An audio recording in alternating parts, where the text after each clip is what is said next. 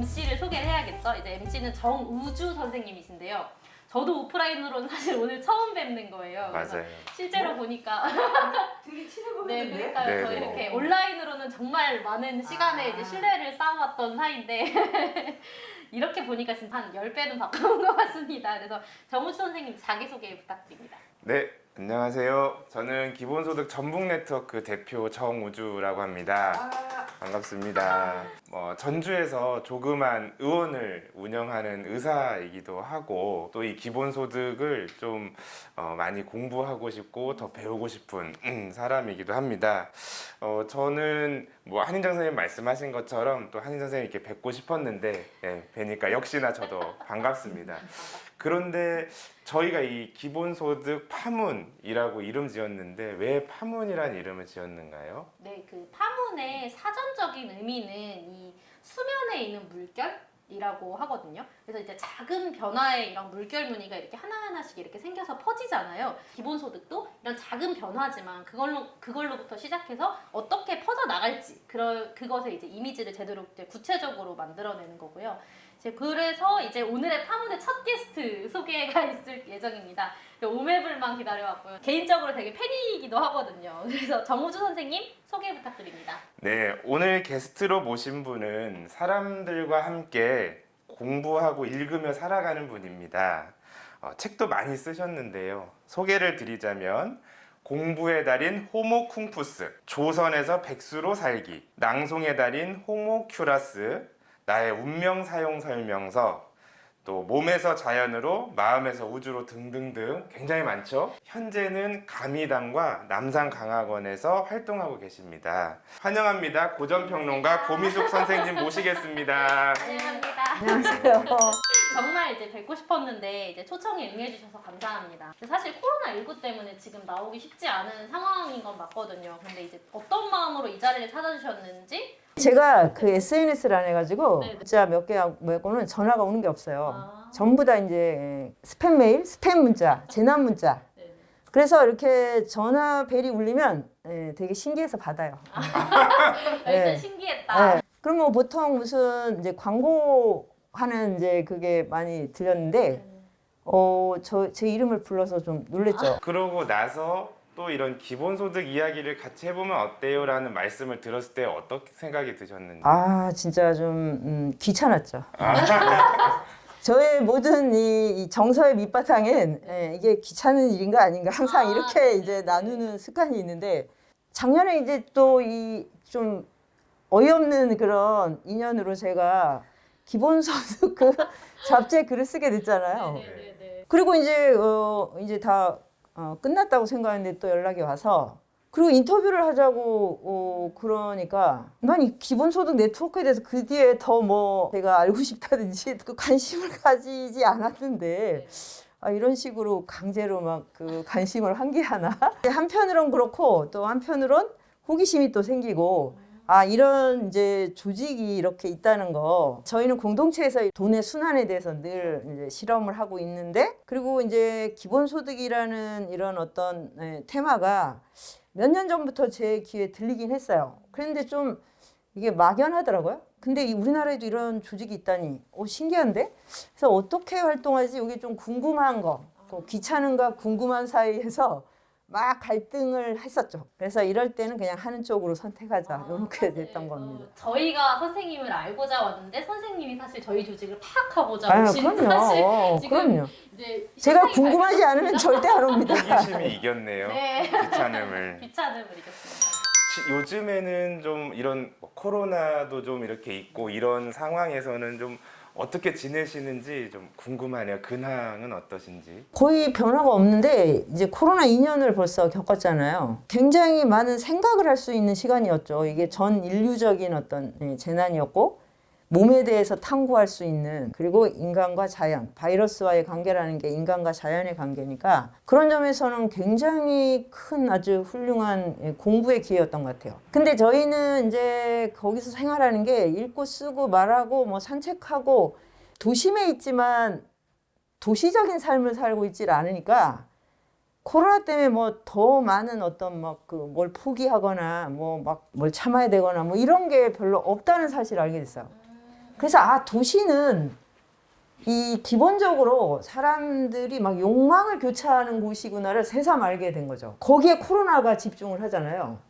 근데 저희는 이제 삶 자체가 도시와 자본의 욕망 좀 외부에 있다는 걸 코로나가 알려준 거예요. 저희가 이제 남산 미치니까 뭐 서울 도심 한가운데인데도 코로나 2년을 뭐 청년들도 뭐 그렇게 불편하다 이런 거를 거의 못 느낀 것 같고, 근데 이제 세상이 막 이렇게 막 너무 뭐 예측 불가능한 방향으로 나가니까 그거 자체가 우리가 배운 고전을 이렇게 연결하는데 굉장히 큰 기회가 됐던 것 같아요. 그러면 기존에 이렇게 해오셨던 그 공동체, 공부 공동체 내에서의 그런 삶의 형식이 코로나로 영향을 받지 않았다는 건 어떻게 보면 이제 이런 좀 생태 위기 상황에서의 우리가 추구해야 될 삶의 방향은 지금 하고 계신 그런 형식이라고 좀 더 생각하셨다는. 아니 뭐 그런 게 아닌데 네. 본의 아니게 또 이렇게 우리가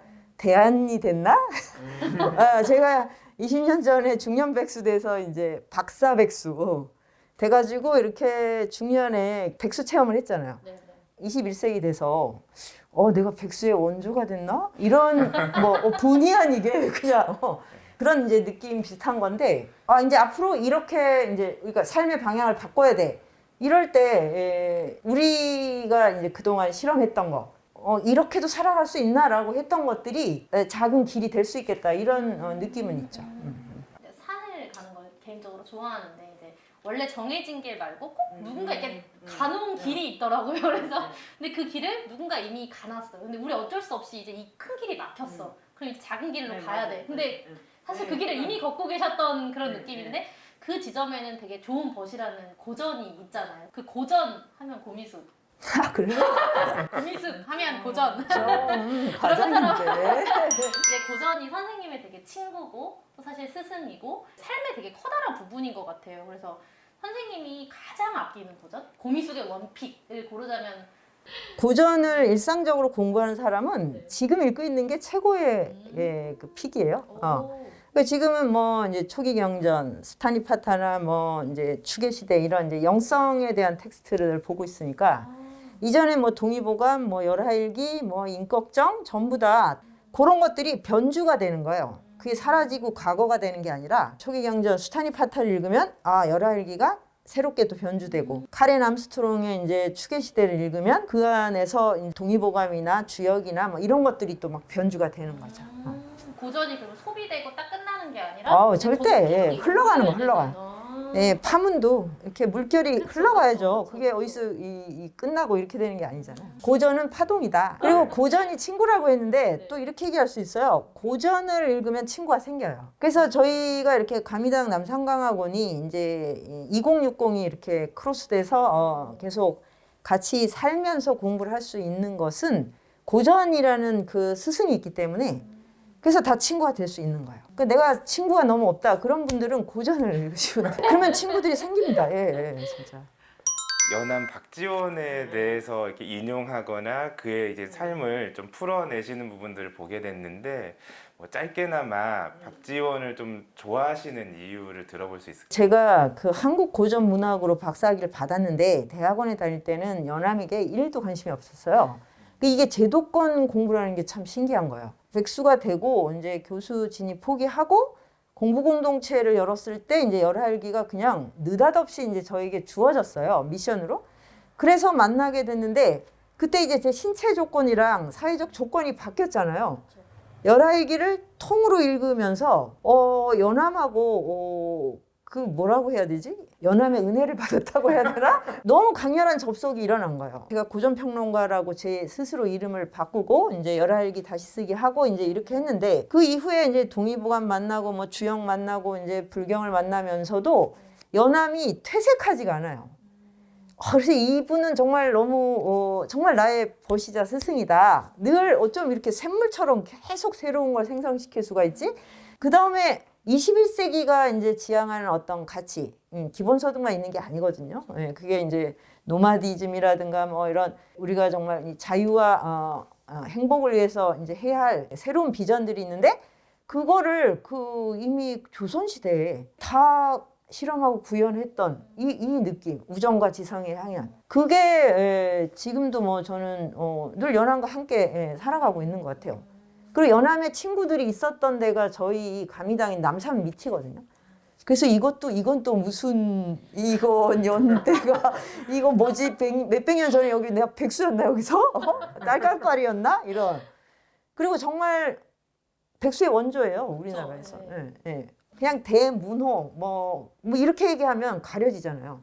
근데 스스로 관직에 나가는 걸 포기하고 자유인으로 살았어요. 그게 그때는 백두라고 했죠. 머리에 이제 아무것도 쓰지 않는다.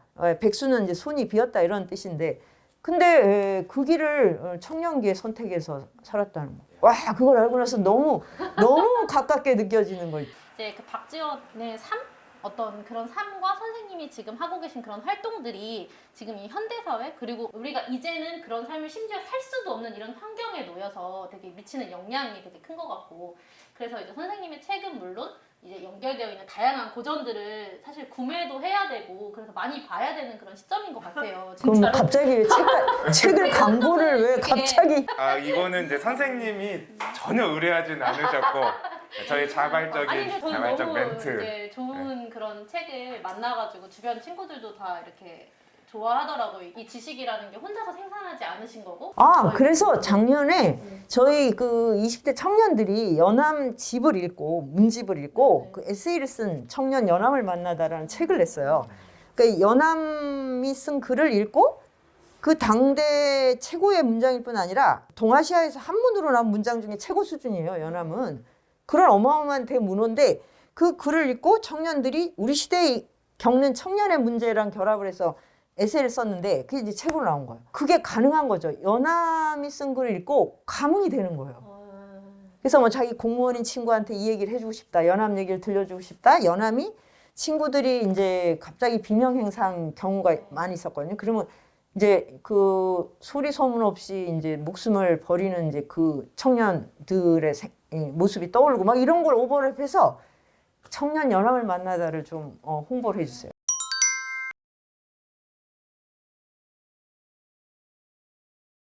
저는 그때 연암이 아직도 뭐 너무 생생하게 살아있구나 이렇게 청년들하고도 교감이 된다는 게 너무 깊었어요.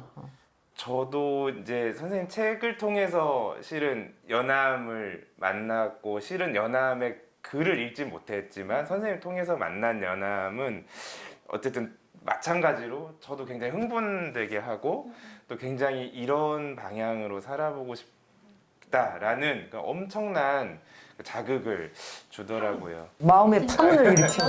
연암이 이제 나 잘났다 이런 글이 아니라 함께 이야기해 볼 수 있는 그런 문제들을 던져주기 때문에 그런 청년들의 이야기가 닿을 수 있고 이게 말 그대로 함께 배우고 함께 생산하는 그런 지식 그런 이야기를 해주시는 것 같아서 이건 되게 의미가 깊은 사실 이야기인데 이런 이야기들이 앞으로도 더 많이 이야기가 되면 좋겠다 이런 생각들을 하면서 2부에서는 사실 방금 얘기해 주신 거를 좀 더 깊이 사회에게 주는 영향들 그리고 청년 연암을 만나다 그 책에 대해서도 좀 더 자세히 얘기해 주시면 좋을 것 같고요.